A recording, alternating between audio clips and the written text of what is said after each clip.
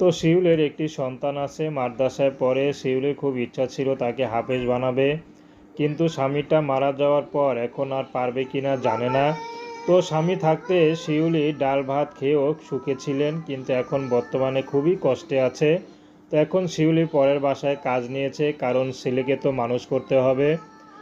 তো শিউলি এখন চাচ্ছে যদি এই বয়সে তাকে একটু কেউ মাথা গোঁজার ঠাঁই দিত। সেই মানুষটির বয়স যতই হোক, যদি 70, 80, 90, 100 বছরের বুড়োও হয়, শিউলি বিয়ে শাদী করতে রাজি আছে। সারা জীবন তার সেবা করে যদি যেতে হয়, শিউলি সেটাও করতে পারবে। কারণ বর্তমানে শিউলি একা, তার ছেলে মাদ্রাসায় থাকে, সেখানে পড়ে, সপ্তাহে সপ্তাহে আসে মার কাছে দেখা করতে।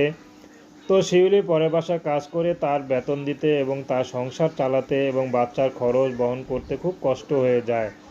তো শিউলি চাচ্ছে যদি এই বয়সে কেউ তাকে একটু মাথা গোঁজার ঠাঁই দিত, তার পাশে থাকতো। পৃথিবীতে অনেক পুরুষ আছে যারা তো স্ত্রী পায় না।